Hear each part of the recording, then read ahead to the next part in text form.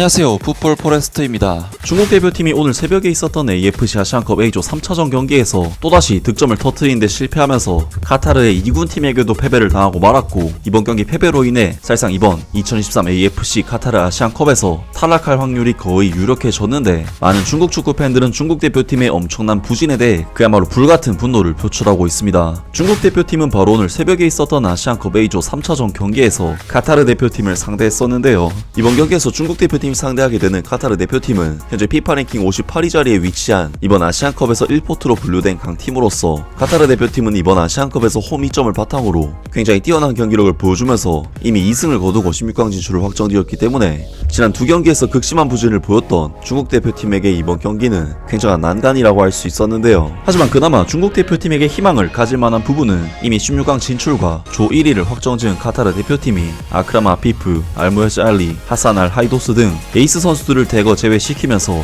완전한 2군급 라인업을 내세웠다는 부분이었는데, 그럼에도 불구하고 중국 대표팀은 카타르의 2군급 팀을 상대로도 이렇다 할 경기력적인 우세를 보이지 못했고, 거의 축구력이 상실된 듯한 무색무취한 경기를 펼친 끝에 교체 투입된 카타르의 에이스 하산 알 하이도스 선수에게 엄청난 원더골을 얻어맞고 0대1로 패배하게 되었습니다. 중국 대표팀은 이번 경기 패배로 인해 이번 아시안컵에서 조별 라운드 3경기 동안 단 한 골도 넣지 못하는 지옥적인 내용과 결과를 받게 됐고, 일단 A조 3위 자리에 이름을 올리면서 다른 조 경기 결과를 기다려야 하는 상황에 놓이게 되었는데요. 하지만 말이 탈락 확정이 아닐 뿐이지 한 골도 못 넣은 데다 1승도 못한 2무 1패의 중국이 각조 3위 팀들 중에서 4위권에 들어서 16강에 진출할 가능성은 사실상 희박하다고 할 수 있고, 아시아 대회에서 3경기 동안 약체팀들 사이에서 한 골도 못 넣고 짐살 위기에 처했다는 것 자체가 정말 치욕적인 일이라고 할 수 있는데, 많은 중국 축구 팬들은 중국 대표팀의 엄청난 부진에 대해 그야말로 불같은 분노를 표출하고 있습니다. 아시안컵의 4년의 기다림, 단지 3경기를 치르고 0득점 1실점 복귀, 이 자리에서 그냥 해체하자. 그나마 타이아스 브라우닝한테는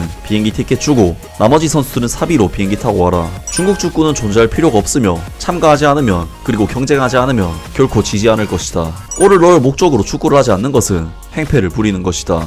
월드컵 무득점에서 아시안컵 무득점까지 20년이 걸렸다. 중국 축구대표팀은 화물선을 타고 귀국해라. 비행기 금지. 역시 이 정도 수준에서 토너먼트 라운드에 진출할 수 있다는 것이 이상한 거다.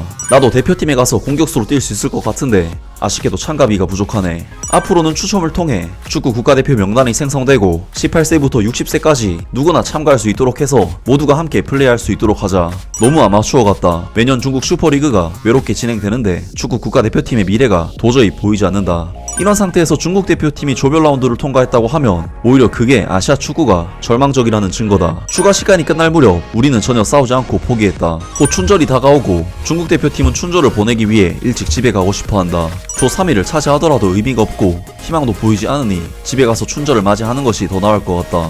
레바논 대표팀은 비록 패배를 해도 영광스러웠지만 중국 축구 대표팀에게는 투지가 전혀 없다. 이 쓰레기는 역겹다. 모든 대회에서 조별 예선을 통과하려면 아시아 전체가 중국을 도와야 한다. 처음 2경기를 치른 뒤 이런 결과가 나올 줄 알았기 때문에 경기를 시청하지 않았다. 경기 결과를 한번 보는 것은 팬으로서 의무감으로 봤다. 솔직히 말해서 현재 이 수준은 몇 년 동안 지속될 것이며 개인적으로 10년 이상 지속될 것이라고 생각한다. 그러니 모두가 현실을 직시해야 한다. 눈앞에 썩은 중국 대표팀뿐만 아니라 14억 인구의 나라에서 축구를 할 줄 아는 사람이 몇 명도 없다는 사실이 정말 혼란스러울 뿐이다. 포기해라. 축구 문명이 이렇게 발달한 오늘날에도 여전히 중국팀 같은 팀이 있다. 기술도 전술도 없다. 아쉬운 점은 피 흘리는 노력이 없었다는 것이다. 경쟁도 없다. 누구를 위해 싸워야 하는지, 왜 싸워야 하는지조차도 알 수 없다는 게 너무 슬프다. 감독을 해임하면 무슨 소용이 있겠나. 나쁜 선수와 좋은 코치를 두면 잘 뛸 수 있겠는가. 전술은 결국 선수들이 실행을 해야 하는데 아마추어 선수 수준의 실력을 갖춘 집단이 어떤 전술을 실행할 수 있을까. 해체해라. 정말 지루하고 남들은 다 발전하고 있는데 중국 대표팀만이 사람들을 희망을 잃게 만드네. 양코비치 감독이 해고된다면 과르디올라나 안첼로티, 클롭을 데려와라 등등 많은 중국 축구 팬들이 대표팀에 대한 엄청난 비난의 목소리를 남기면서 분노를 표출했고, 지금도 최악이지만 앞으로도 계속 최악일 것이라면서 희망을 완전히 잃은 듯한 반응들을 보였습니다. 정말 이번 대회 중국은 2포트에 배정이 됐었고 조편성 결과 또한 나쁘지 않았었기 때문에 16강 정도는 그래도 충분히 들 수 있을 것이라고 개인적으로 예상을 했었는데, 이렇게까지 중국이 부진할 줄은 정말 꿈에도 몰랐는데요. 14억 인구에 축구 열정이 그렇게 작지도 않은 나라인 중국이 어떻게 이렇게까지 축구를 못할 수가 있는지 정말 충격적이었던 이번 대회였습니다. 아무튼 오늘 영상은 여기까지고요. 영상 재밌게 보셨다면 구독과 좋아요 그리고 댓글 부탁드립니다. 감사합니다.